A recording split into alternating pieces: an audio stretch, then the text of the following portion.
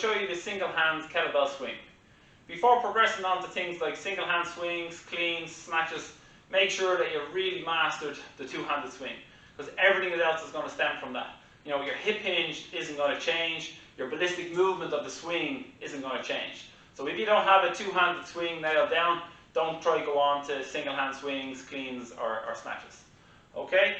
So pretty much for the single hand swing, everything is the same as the two-handed swing, except for we're just going to be swinging with one hand. And then there's one or two things to keep in mind. Okay, so we're going to set up as normal.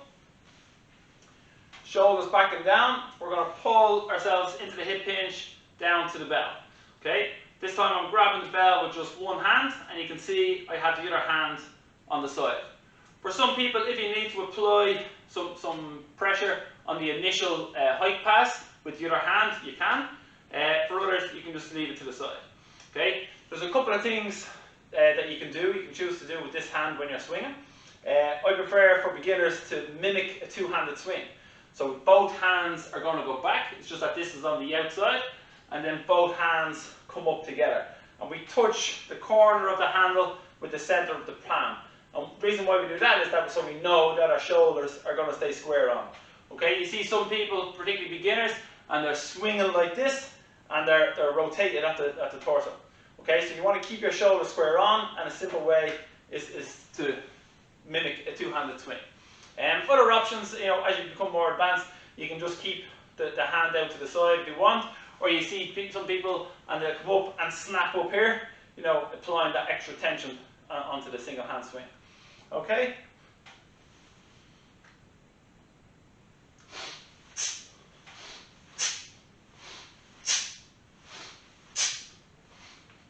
And down.